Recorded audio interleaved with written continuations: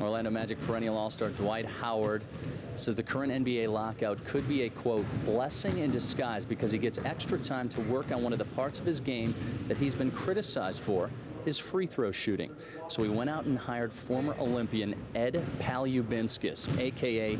the free throw master. Palubinskis, now 62, says he has made 99% of his free throws for the last 27 years of his life. And he has extremely lofty goals for what he can accomplish with Dwight. I believe I can get Dwight to 95%.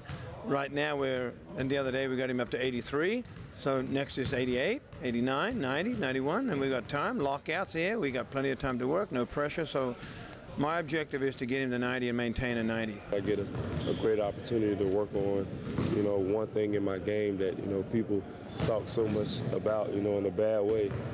So this might be a great opportunity, even though I hate that we do have a lockout, but the fact that I get an opportunity to do this and do it every day and really get an opportunity to work on it, for an extended period of time, it might be a blessing in disguise. Realistically, even if we can get him up to the NBA average of 72, I think we made huge progress. That's an extra 2 points a game. MVP. Hopefully I can get up to 90, that's my goal. And that's why I'm here during the summer, putting in a lot of work at the free throw line. And I'll get Ed a ring. Howard and Palubinskis have agreed to a one-year contract, and they estimate they'll work together 4 to 8 times per month over the course of the next season. In 2001, Palubinskis' hard work with Shaquille O'Neal paid off with an NBA championship. 11 years later, he's hoping the same happens with Dwight Howard. In Winter Park, David Baumann, Bright House Sports Network. Here's a look at the Monday Night Football set with the star of the show, Hank Williams Jr., on the campus here at Full Sail University in Winter Park. ESPN is taping all of the introductions for all of the Monday Night Football shows throughout the entire season. And our cameras just caught a special sneak peek of that show introduction. This is an American pastime on Monday nights. The classic tune, All My Rowdy Friends, are here on Monday night.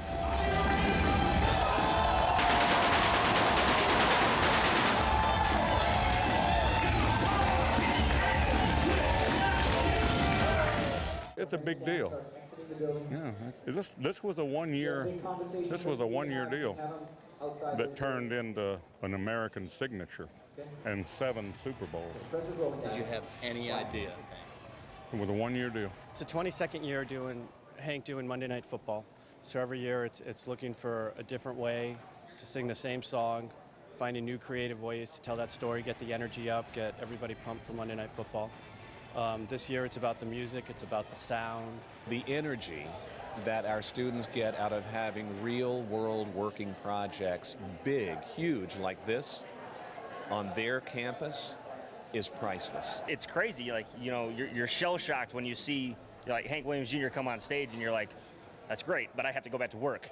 And then you realize, a week later that you're like, oh my God, he was on stage, he said hi to me.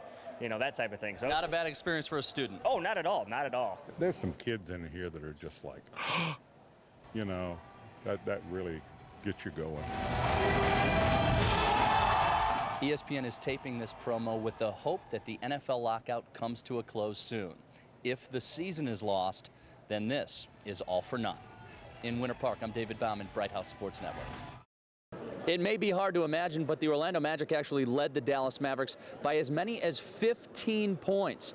But 12 second-half turnovers allowed the Mavs to claw their way back into the game, which led to an eventual Dirk Nowitzki game winner. Now, the Magic had their chances at the end to win. Hedo Turkoglu missed a wide-open 3, and then Ryan Anderson missed the follow tip-in, which would have sent the game into overtime. Now, afterwards, head coach Stan Van Gundy wasn't upset with the final play. He was just upset that the Magic let it slip away. And the problem is this: you shoot 60% at the free throw line, 17 for 28, and you turn the ball over 12 times in the second half. And almost all of them go for baskets the other way. And that's what got them back in the game. That's where the problem is. We keep doing it and doing it and doing it and doing it. And it's an area we're just not getting better in. We're just not. We had a chance to tie it, and, I blew it. So ultimately, we had to play the whole game. We've been talking about that the the whole season practically just playing a whole 48 minutes. And this game we were in a position to win and should have won had we done a few things better. Of all the things Dirk does well, that sort of game winner, does nothing surprise you at this point? No, not with Dirk.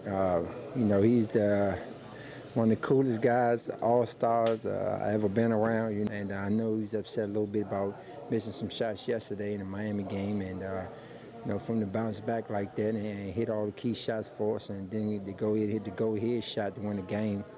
You know what I mean? You're watching a legend right in front of your eyes. That's back-to-back losses now for Orlando, and the Magic players still have no answer to that chronic turnover problem. But they better figure it out quickly because there's only 14 games remaining in the regular season. Up next is the Denver Nuggets right here at home on Sunday night. At the Amway Center in Orlando, David Baumann, Bright House Sports Network.